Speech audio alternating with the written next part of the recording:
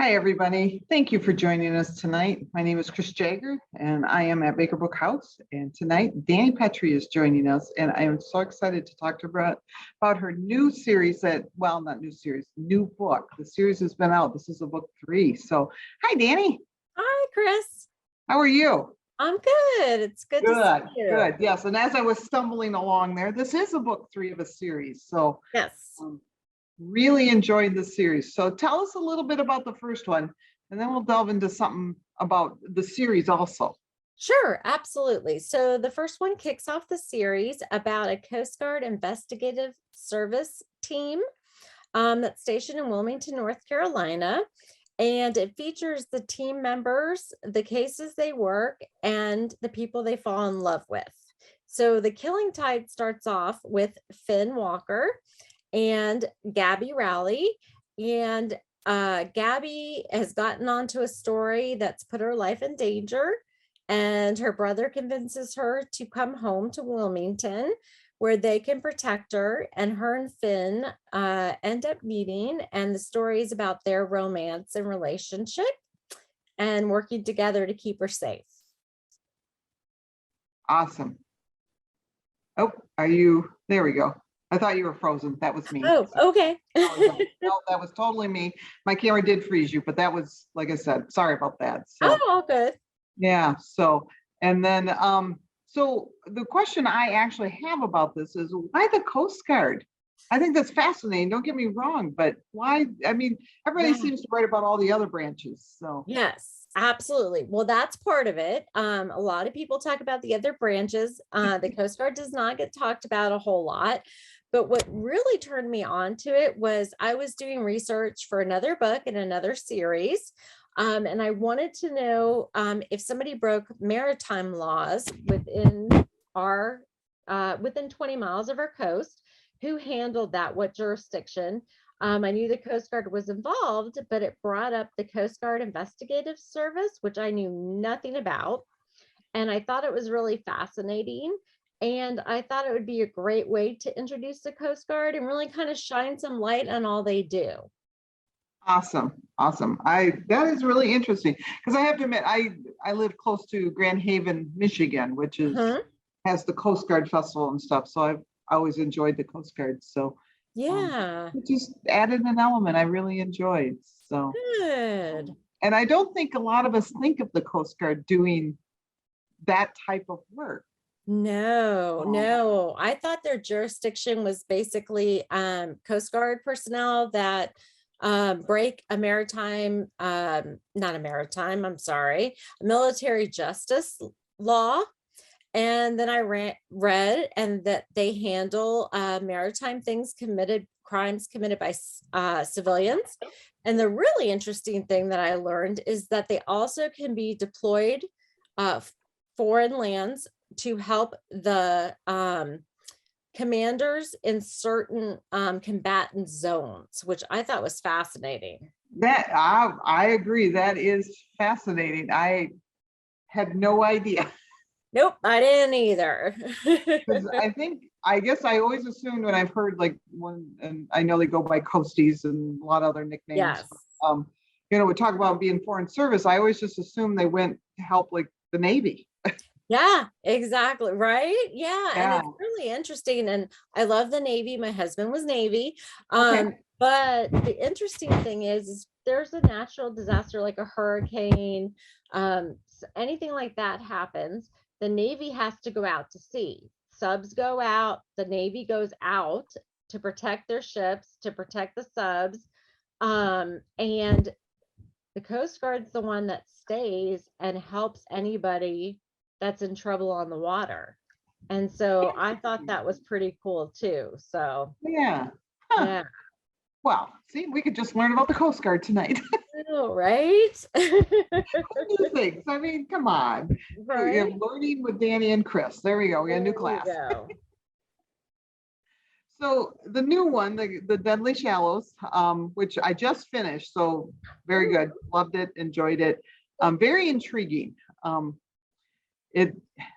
Okay, I'm not going to give a lot away because it happens really quickly. So you have a deadly shooting at a Coast Guard graduation. Yeah. what are the odds of that actually happening? Because we hear about security and stuff. So what Yeah. do you think? I don't know if your research, Right. told you anything. So what I did is I actually based it loosely on a real event that happened, a shooting that happened at the Pensacola Naval Base in Oh, Florida. yeah. Yep. And years ago, and my husband was not stationed there at the time, but he had been stationed there earlier, so that really kind of hit home with him because he knows the base well.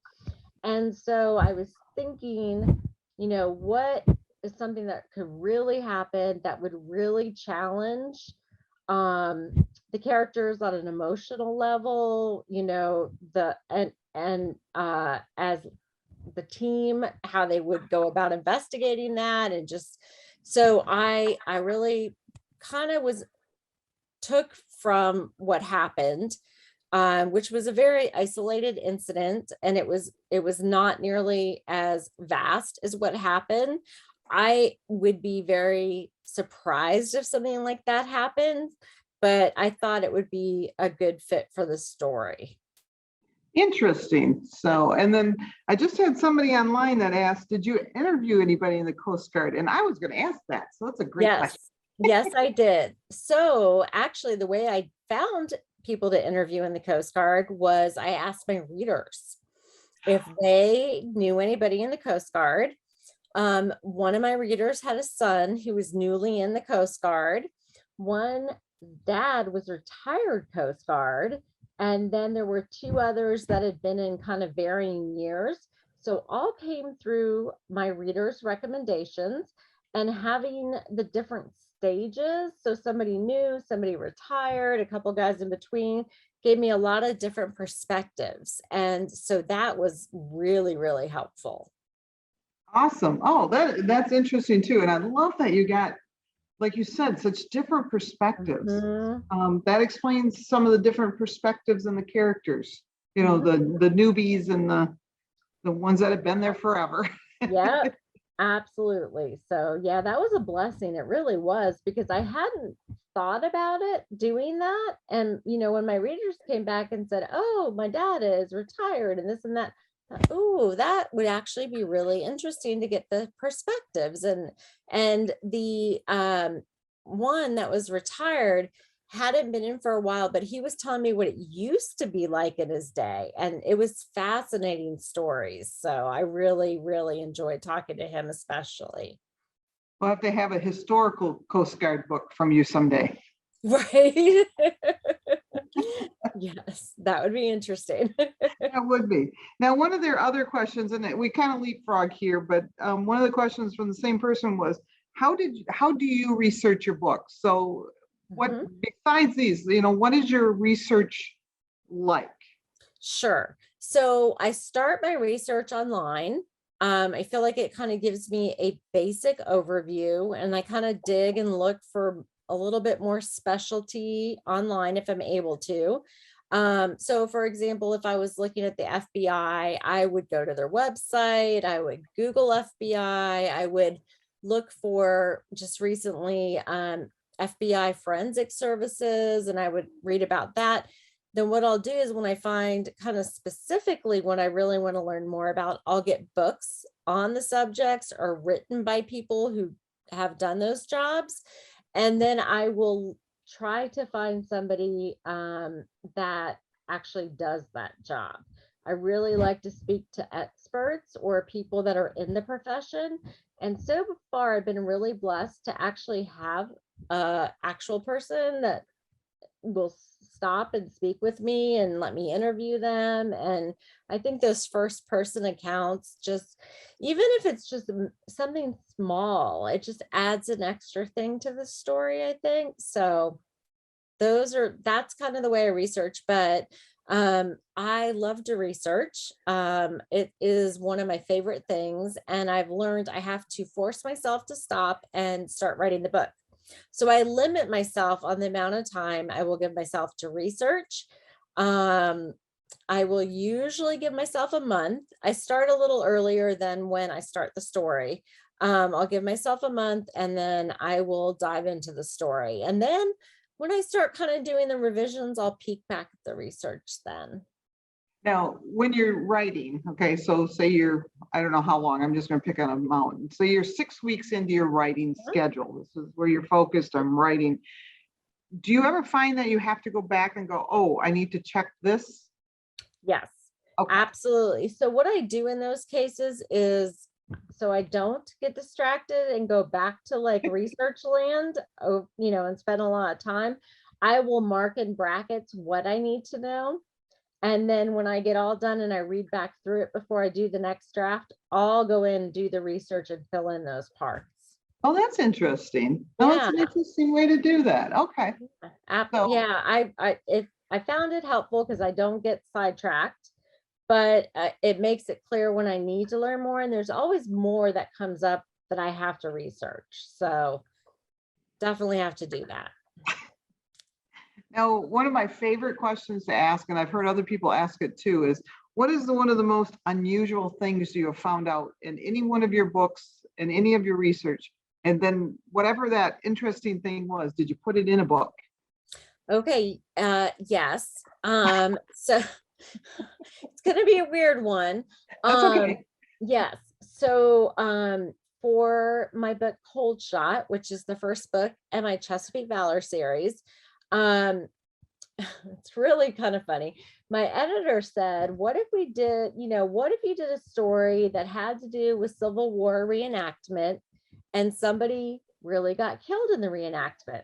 So somehow it totally shifted from that to the hero being a former police sniper who is really dealing with some issues and decided to go and be a park ranger at Gettysburg National Military Park. And my heroine is a forensic anthropologist, and she's working on a dig there. And so we went up to Gettysburg, and I hired a historian to give us a tour. And I knew that I wanted to have, and this is in the opening, so it's not a big spoiler, it's like the first chapter, a modern body is found at Gettysburg. And I actually asked the historian, okay, I want it kind of on this hill, but where's a good spot to hide a body? And he kind of like looked at me, and he ended up helping me, and I took a picture by it. But the interesting thing was that he said that's actually happened. Not that anybody's been buried there, but they have found people that basically were, I think it's been one or two.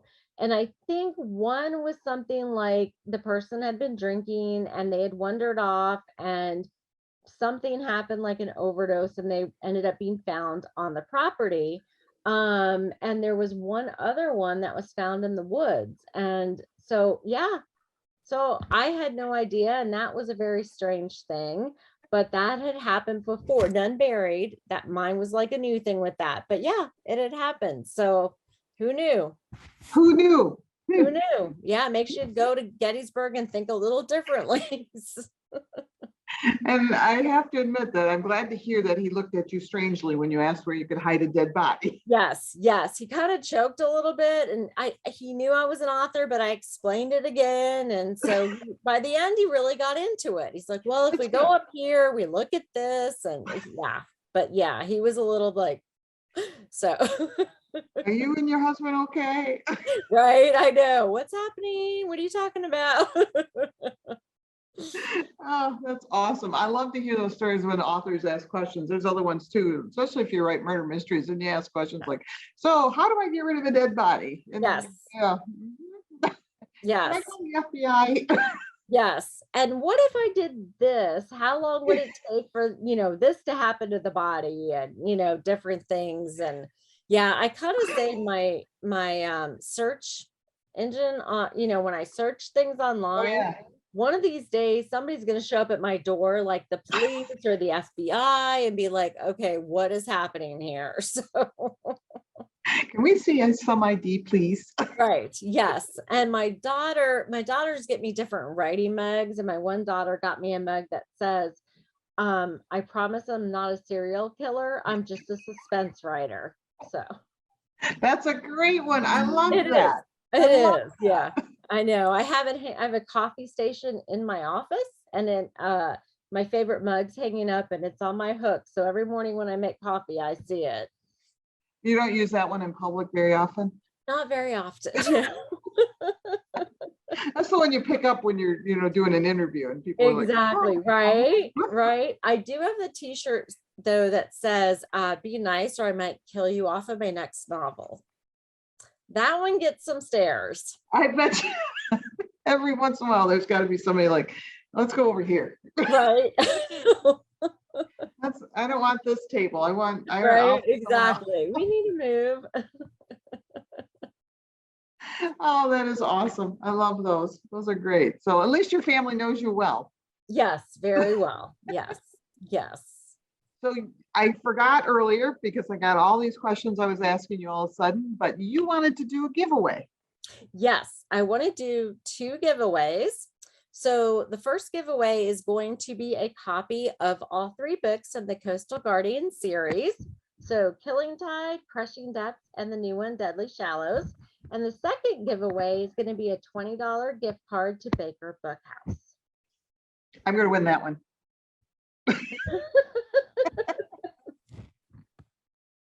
Yeah, that's my favorite story to stop at. Oh, shoot. I know. Everybody always laughs when I ask for a gift card to Baker. They're like, you want a gift card to Baker? Oh, yeah. Yeah. I have a million things I need to buy yet. Yeah, right? Yes. So thank you for doing that. So to get entered for the contest, you need to comment, and this is for the Zoom attendees only. I'm sorry for those on Facebook, but you need to comment or ask a question tonight, and then you will be drawn randomly, and then we will have Dan give the name to Dani, and then she'll get a hold of you, and we will get those prizes in the mail for you. So, so what fun! So we should have lots of questions now. So don't just comment, ask questions, which you're already doing and doing great. So, but oh, we're already getting all kinds of comments. There you go. Well, I do have a very interesting question here, and one I sometimes remember to ask it, and I'm glad people remember. If one of your books or one of your series could be made into a movie or TV show, which ones would you choose? And would you prefer movie or TV? Throw that in there too. Interesting. I would probably say my Alaskan Courage series. I just think it would kind of translate well to either a TV series or a movie. If it was a specific book in the series, that's a harder question. I would probably say Shattered. I just really like the mystery in it, and Landon and Piper are my favorite couple. So I think I would probably go with that one. But yeah, I mean, they have so many adventures, owning an adventure outfitting company, working search and rescue, being in a rugged land. I think I would love to see that series. I think that's the one I would, and actually I probably would have picked this series just because of the military element to it. Yeah. I think I like you. My husband was a Marine, so I always just find those kind of interesting, and yes, absolutely. Your heart kind of goes to it right away, like, oh, that's a fun thing to do. Yes, so, absolutely. But yeah, I think it would be interesting because I think, like you said, that action adventure. So sorry, I was just thinking there. Nope. Did you go to Alaska? No, I didn't. That is the one place I have not been. For Chesapeake Valor series, it's set where I live, and for Coastal Guardians, we go down to Wrightsville quite a bit. But Alaska I was not able to go to, so I talked to several people that lived in Alaska in different areas, so that was really helpful too. Yeah, I have to admit, after reading this series, I would not have guessed you were not there. So you did a good job. It's because I had great sources and people that shared with me that were just wonderful. So I attribute it to them. Well, good. Well, like I said, this was going to generate more than one question. So we're going to get to as many as we can because they're coming in faster and I could read them. Somebody does want to know, is there going to be another book in this series, or will you start a new series to follow through with the weddings? Oh, let's not give anything away. That's a great question. So it is actually what I thought about. Yes. So there technically will be a quote unquote 4th book in the series. It's not a full length, there will be a novella, and it will focus on two characters that I get a lot of emails about, Emmy and Logan. And so it's called The Shifting Current, and it's actually available for pre-order on Amazon now, and will start to go for pre-order in other places soon. They put the print up for pre-order a little later, so it's just on ebook right now. And so it's a novella. It's a Coastal Guardians novella. Awesome. Yeah. Awesome. Very excited. Somebody would like to know, how many books have you written? So if you count novellas, The Deadly Shallows is my 14th book. That's an easy question. So 14 already. Good heavens. I can remember when the first one came. I know. Actually, You must have been just babies when that happened, right? Right. Actually, this year is my 10th year of being published. I got published. Wow. The Merge came out in 2012. So it's been a really fun year for me. Wow. So what do you average then? You're a little less than a year per book. Yeah. So the Alaskan Purge series was one every 9 months. Okay. The Chesapeake Valor series was the same. The Coastal Guardians was about a year between books. And then there's actually been 2 years between Crushing Depths and Deadly Shallows. And the reason was because I was having some health issues. And so my publisher was super kind and gracious and gave me some extra time so I could heal up and write the book. So now I'm back on a regular schedule, and I'm super excited to be. Awesome. Well, great. And I'm glad to hear you're doing well. So, and I had thought there was longer between the two, but I couldn't remember, I think COVID in those years in there, those 2 years will always just be a little fuzzy for They do blur, right? I know, because I'll say, oh, just a couple of years ago, and then realize it was like 4 years ago. Right. Years in there you just don't remember anymore. It's like the 2000 to 2010. We never remember those years existed. No. Okay, we're just going to keep going here. Somebody, you know what? I think the person sending me these questions, somebody asked about a book about Calendar in Austin, but I don't think that's right. I'm trying to think, who was Austin with? Kaylin. Yeah, I think they had an autocorrect in there. Gotcha. So will there be a book about Austin and Kaylin? Austin and Caleb are actually in The Deadly Shallows as the secondary couple. So they have their romance and their suspense thread in The Deathly Shallows. I knew the answer to that question, but I thought it hurt. I know, yes. Yeah. Like I said, I just literally just finished it a couple days ago. I so enjoyed it. So somebody wants to know, hold on. I'm getting more questions and I can't read them again. Let's see. How do you fight writer's block? Or have you never had that issue? Okay, so yes, I've had that issue. And usually what causes it is I know something's wrong, but I do not know how to fix it. So what I usually do is I email my mentor, panicked out, and say, I can't figure this out. And my mentor has the best way of coming up with ideas that are out of the box. So she won't give me one idea. She'll say, well, what if you did this, this, this, or this? And for some reason, when she does that, I don't necessarily go with one of them, but it gets my mind thinking out of the box that I put myself in, and I will start heading in a new direction. In the interim, I will go for walks. I will do a little more research. I usually try to just not think about it, because otherwise it gets locked more. So I just try to do some creative things. I watch movies I like and just different things like that. And then when my mentor gets back and I think a few more days, then something new will come and I get back to it. Perfect. Interesting. How long is the longest you've ever had writer's block? Or don't you let yourself go very long? Oh, I will say one time, and my mentor has different schedules. So sometimes she goes a few weeks between emails. And so the longest I've gone is 2 weeks, and that was extra long. I usually won't let it go past a week. Okay. Now that's interesting. So, Oh, that's an interesting question. So I was trying to make sure I was reading it right. How do you decide where to pivot when you finish a series? So how do you decide where to go next? Ooh, good question. I I like know. that. Yeah. Usually when I'm writing a series, so for example, when I was writing Deadly Shallows, an idea came to me for a new series and I pitched it and decided to go with it.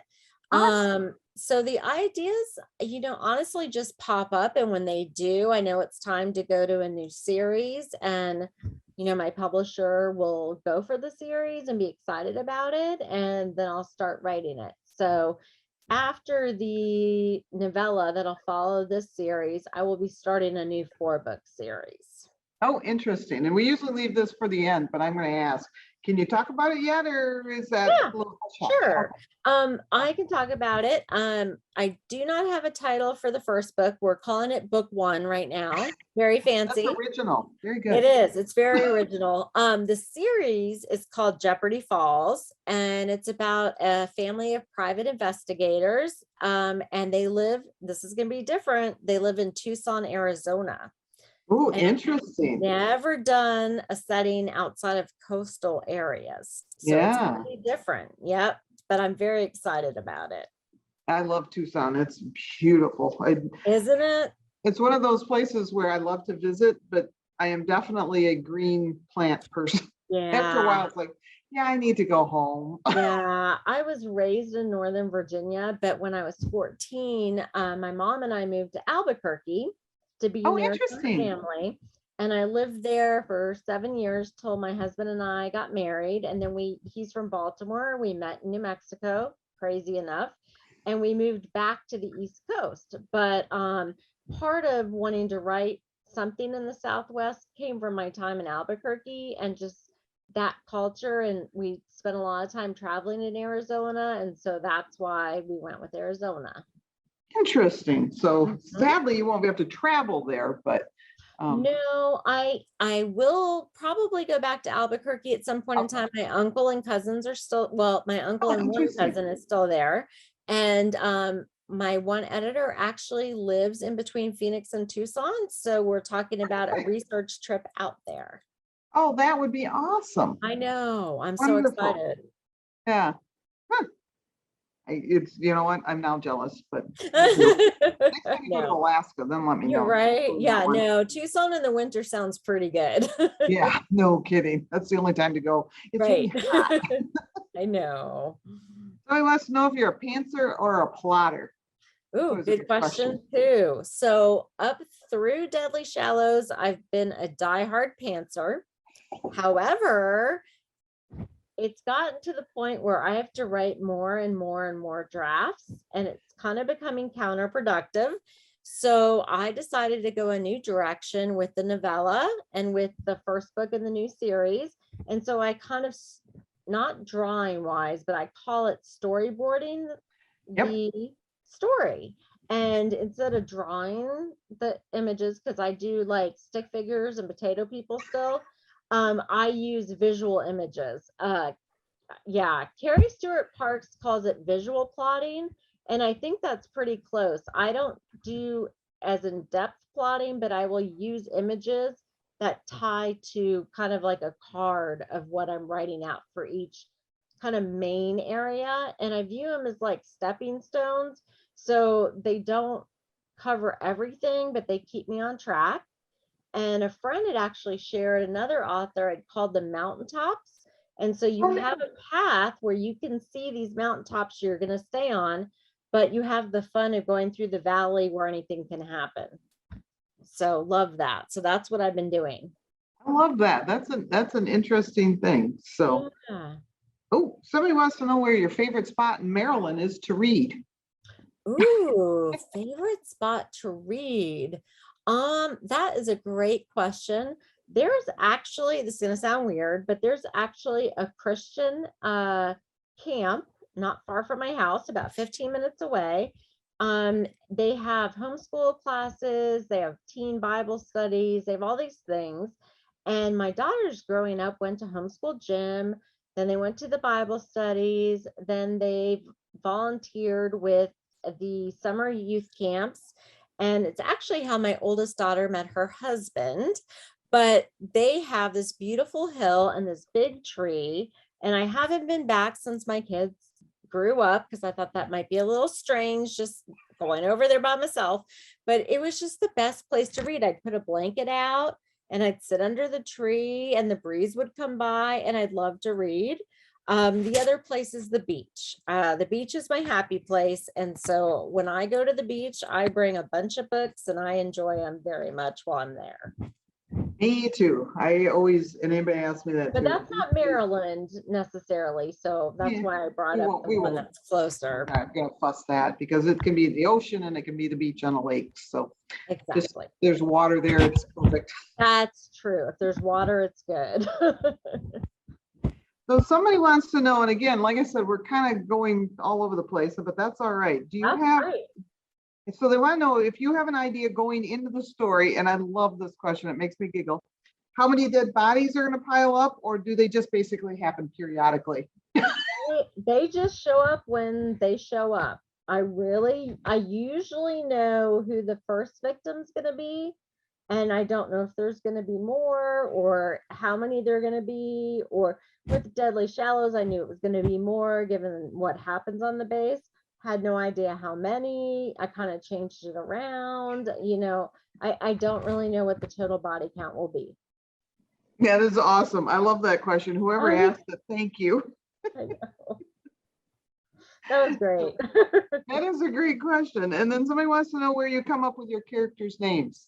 I always think you got such interesting names for all your characters. Thanks. Well, so some of them are names that I would have named like my kids if I had more. Okay. Bailey, who was in Alaskan Courage, and Gage and Jake. I had 2 girls, so I didn't get to name boys. In my new series, the sister's name is Riley. I'd considered those for my girls' names as possibilities. So there's a number I considered for that. The rest are just names that I've heard that I really like. Or I really like to use names, I don't know why, but for the heroines that could be for a guy or a girl, I tend to like names like that. And like, for example, the heroine in the first book in the new series name is Andy.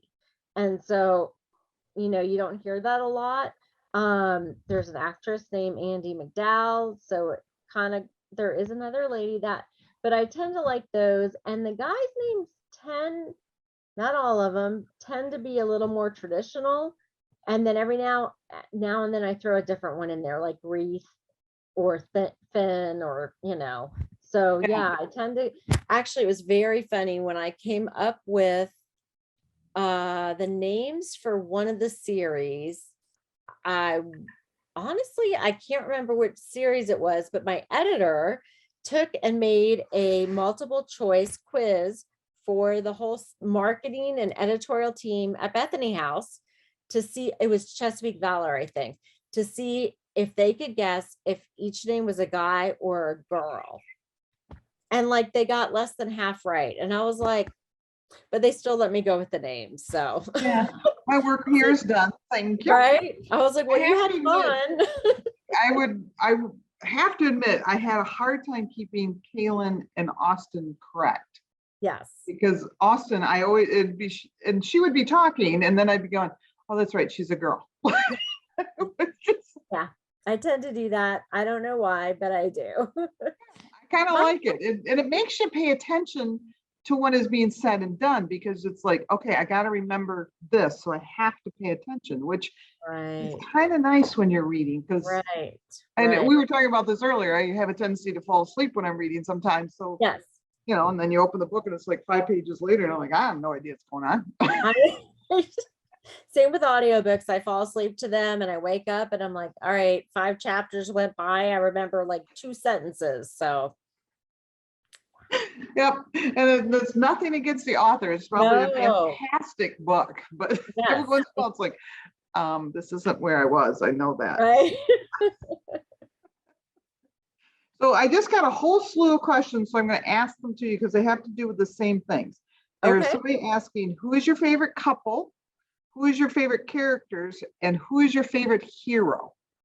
Ooh, good one. I know, those are great questions. Okay, so my favorite couple would be Piper and Landon from my Alaskan Courage series in Shattered. Yep. I'm not really sure. They've just always been my favorite. My favorite hero would probably be Noah in Deadly Shallows. I just really admire him and who he is, his leadership, but then there's the softer side of him as an uncle and, you know, the family guy taking care of his family. His mom's recently widowed, and I just really love Noah. And then the other one was favorite Character in general. character in general. Ooh, all right. That is a good question. I think, oh, tough one. I think I would say Finley Scott, who is from my Cold Shot book in Chesapeake Valor series. And I honestly think it's because of the research that I did with a forensic anthropologist for her character. And I loved the forensic anthropologist and just listening to her story and what her life was like and what her job was like. And just working that into Finley's story was really, really fun. Awesome. Awesome. Yeah. Awesome. Those are all great questions. They are. That was a hard one on that. They're hard to pick. So I have a couple writing questions here. Oh, one wants to good. know, how long does it roughly take you to do your first draft? And how do you get a lot of words, and you get 50,000 words a day or whatever. How do you get to your word count? Yes. Okay. So roughly to take me to write a book is about 9 months. To get my word count, what I've learned to do that's been really helpful is I do something called writing sprints. Jody Headland introduced me to the concept. And so a friend and I will Zoom, a couple friends. I have a group that I've mentored, done mentoring retreats with, and we all stayed friends in a group, and I still mentor some of them. And so we'll get on Zoom together. We'll set our phones timers to 15 minutes. And the rule is you write as fast as you can without going back or changing anything for 15 minutes. You get done, you share what your word count is, and you go again and again and again, and you never go back. And so it's a great way to do the first draft. So to actually write the first draft this time, it took me about maybe under 6 weeks because of the writing sprints. So I spent a month kind of storyboarding the story, a month researching, and then a little over a month on the first draft.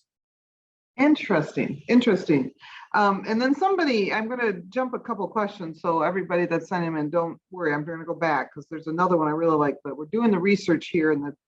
Do you write longhand or do you do it completely on computer? And Great I think question. that's an interesting question. Yes. So I've always written my first drafts longhand. However, for the writing sprints, I found it goes easier on the computer. So the novella was the very first book that I did my first draft on the computer. However, when I go to do my second draft, I'll take kind of each scene and chapter, I'll write it longhand, I'll type it in, I'll go back and edit it the next day, and then I'll go again and write scenes longhand. Just helps me kind of put them together better, and then I'll type them in. And so that's kind of my process. So I still write longhand, just at the second draft instead of the first. Now, how different is your first draft? This is my question. Yeah. How different is that first draft from the second draft? Like, and obviously you're reading it because otherwise I don't know how you would do it. But so when you read it, how much do you change usually? I know each book is different. Sure. So I write kind of unusual first drafts. My first drafts are scenes. They can be totally out of order. There's notes in there, stuff I want to do. If I'm not sure how I want to do a full scene, I'll write a mini one with just dialogue. So the first one does not look anything like a book. And the word count is usually about half of what a full book will be. Oh, interesting. Yeah. And so my second draft looks like a real book, and it will pull from the first draft a lot, but it actually puts them in scenes and chapters, and I write them out. So it's almost like, in a way, starting over with just the basic ideas of stuff. So they look vastly different. Interesting. Oh, I didn't even think of that. Yeah. Now I want to see one of the first drafts. Yeah, I don't like to share those. One time I I sent one bet to my not. editor and he was like, I don't know what to do with this. And I'm like, I told you. I was like, I told you it's a raw draft. It doesn't really resemble a book. And he's like, yeah, we're just moving forward. We're just going to ignore that I saw that, and we're just going Yeah, to pretend that we exactly. know what we're doing now. Never ask again. So I was going to ask you a question, but these guys are sending in such great questions. But this asks one similar to what I wanted to ask. How do you balance the romance and the suspense? And Great. then my question always is which is easier for you to write? Ooh, good question. Okay, so honestly, what I've heard is that it should be about 50-50 romance and Okay. suspense. However, I believe they should intertwine, and I really believe the suspense should drive the romance. So Okay. the suspense, basically the romance, there's an attraction there, there's an interest there, but as they are going through these things and these trials and these obstacles, they're starting to change within their relationship, and different things become important to them, and they realize, something could happen at any moment, and they want to be able to at least share how they're feeling about each other. And so I think it drives the romance and helps it grow and change. For me, the romance is easier to write, but I enjoy the suspense more because it's more of a challenge, and I just really like that. Oh, that's interesting. Then that, you got both sides have something really interesting to add to it. So, um, yeah, and I do, now that you say that, I can see where the suspense is driving the romance in the books. Mhm. Yeah, I like that. Yeah. Interesting. So, when researching for coastal guardians, did you go on a Coast Guard ship? I did not go on a Coast Guard. Well, I take that back. I Okay. have been, they do have one that was in Maryland at one point, and we were able to tour it. It was an older one though, so it's not modern. But I actually have a picture with a guy from the Coast Guard, and there's another guy outside of the base that's holding up one of my books. So I've met Coast Guard people in person. I've driven by the bases, but no, I have not been on a modern Coast Guard ship. That would be really fun. As well, I was talking about Grand Haven. They have their Coast Guard Festival in August. It's always over the first Ooh, weekend of August or first week of August. There's a whole bunch that goes on. And sometimes they do have a Coast Guard boat that you can tour. So oh, you'll have that's to look that cool. up and see if you can come to West Michigan I sometime. will. So somebody wants to know, do you have a favorite author? Somebody Yes. you'd like to have supper with? Okay. So I have two favorite authors that are vastly different. One is Jane Austen. I love classics. Uh, Favorite modern author, modern, yes, D. Henderson. Oh, And she's actually my mentor, and we keep in nice. touch, but I have never met her in person. Oh, So, interesting. yeah, so I would love to sit down and have supper with her. Yeah, I think there's a few people that get in that line with you. Right? I know. I know. Yeah, I've known her since before Submerge, because Submerge was the third manuscript I wrote. And she's worked on my manuscripts with me since the beginning. So it's been a long time. And yeah, I would love to sit down with her. I agree. I think what her contribution besides her books, okay, those are great. Don't get me wrong. But the contribution she makes to Christian writing now through Yeah, you guys that she's been mentoring is amazing. it is It amazing. really is. It is. I really appreciate it because every once in a while I talk to another author and it's like, oh yeah, I was talking to Dee Henderson. It's like Yes. that woman is just, for one thing, she's way busier when she was writing. So, Yes. Yeah, but she mentors, and she's so giving, and honestly, she is just, she inspires me in her faith. And is, Interesting. yeah, she really, really, her faith inspires me, and she's helped me grow in my Christian walk. And so there's that aspect too. So That is awesome. yeah. So here's a question that popped in my head. What is one question you would ask Jane Austen? Ooh. Kind of off the cuff there. Sorry I about would that. ask her if any of her characters are based on people, especially if any were based on her, because I have a feeling Elizabeth Bennet has quite a bit of Jane Austen in her, but I'd like to know for sure. And I'd like to know if any of the stories were based off of anything that she knew about. Interesting. That's a great question. Okay, Jane. No, I'm just kidding. Yeah. Contact us, Jane. Whatever you do, please don't. I'm sorry. So, let's see. Where does it? Oh, somebody asked, and I love this question too. You guys are great question askers. Is that a word?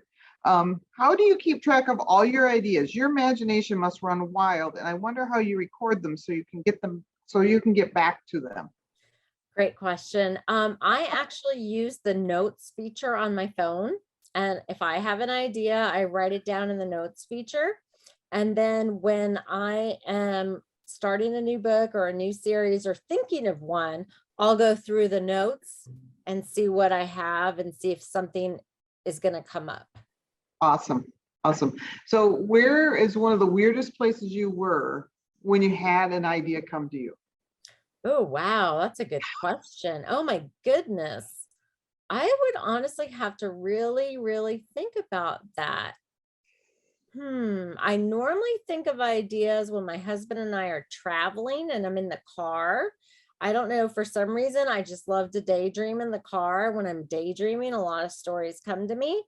But the weirdest place, I'm honestly going to have to stop and think about that for a while. I'll leave the answer in the comment section on Facebook. Facebook.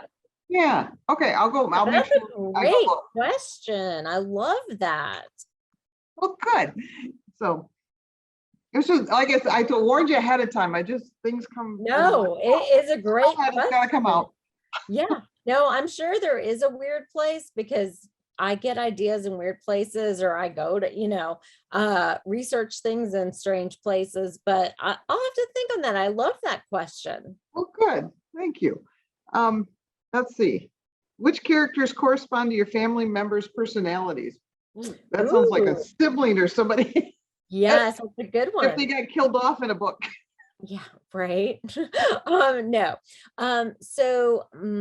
Actually, three of my Alaskan Courage series characters are based quite a bit off my family.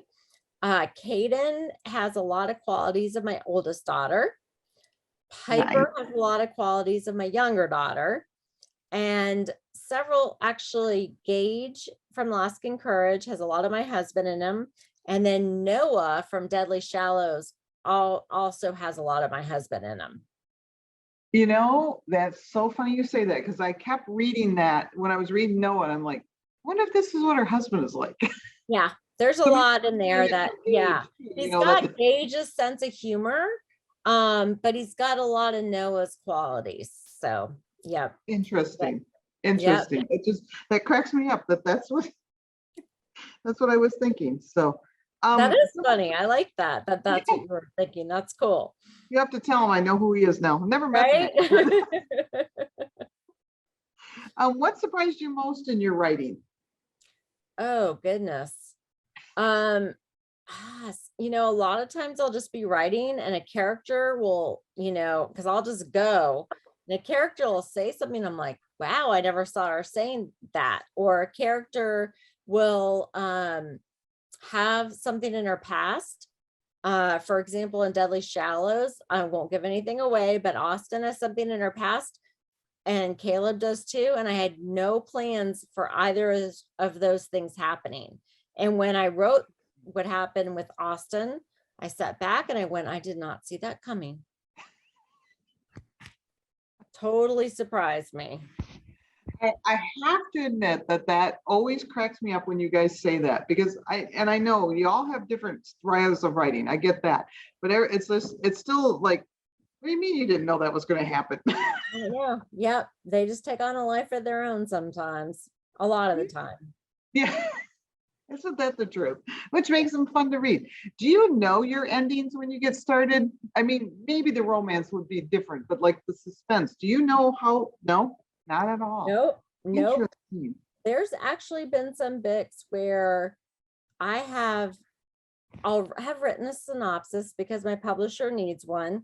I think they know a lot of the times my books will not end up looking like the synopsis, but sometimes I will have a couple options. I'll say it's going to be this one person who did it and why, and I'll think that's who it's going to be. And every now and then another character will come up and I'll think, I really could go with this person being the killer.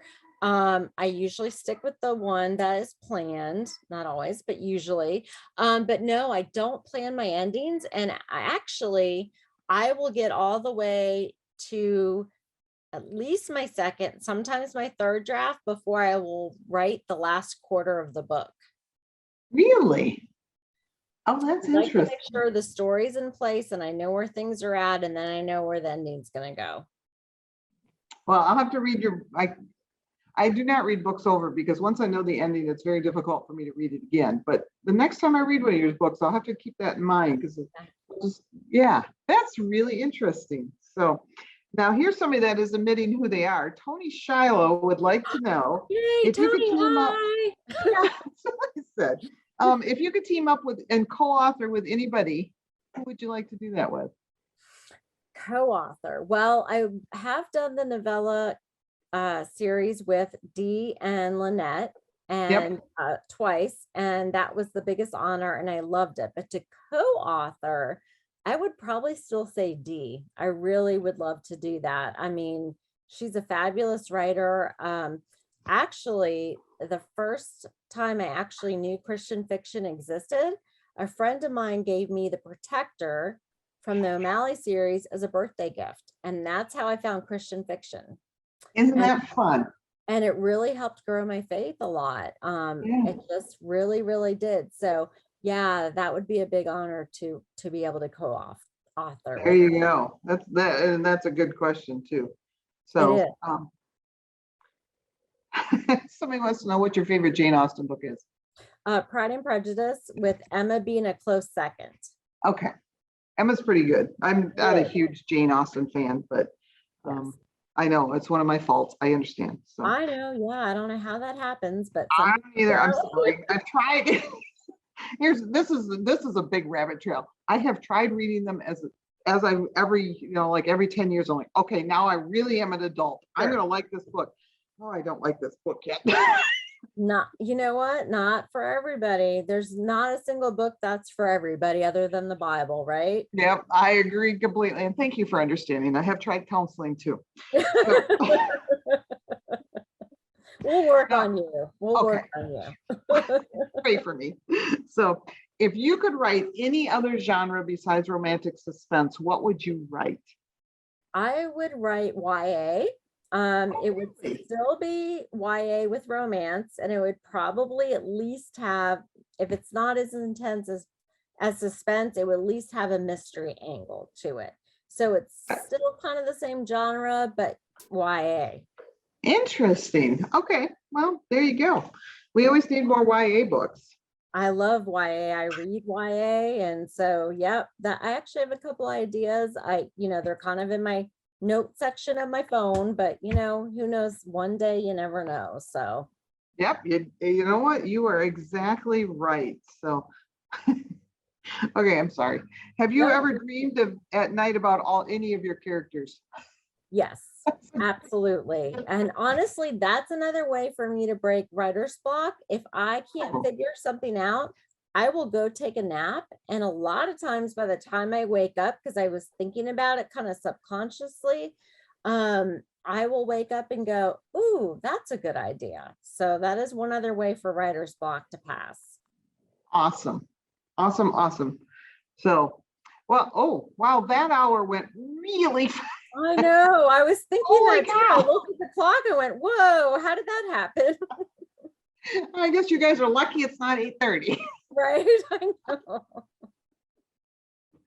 So where can readers besides bakerbookhouse.com can we Yes. find your books and anything about you? Yes. Newsletters, all that fun stuff. Absolutely. So book-wise, basically all retailers, Amazon, Barnes and Noble, Books A Million, all of those. My website is danipettrey.com. And actually, if you go to it, I have a lot of extras on my book pages that give a little bit extra for stories. My newsletter I send out monthly. You can sign up for it on my webpage.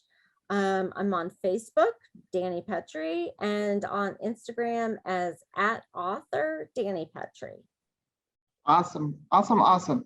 Well, and let me tell you, the audience, you guys have been amazing. You have been very chattery and you're asking questions and stuff. So this actually will be on the Facebook page of Baker Book House. Just go to Facebook and look for Baker Book House's Facebook page, and you guys can comment. Dani has said she will check it out after the event.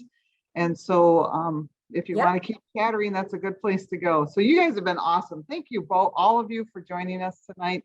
This has been so much fun, Dani. The only thing better would have been in person. So yes, no, it's been so much fun, and the questions have been fabulous from everybody attending. So thank you for those. Yeah, no kidding. That was a lot of fun. So I really appreciate it. And well, thank you all for joining us, and we will see you again soon, Dani.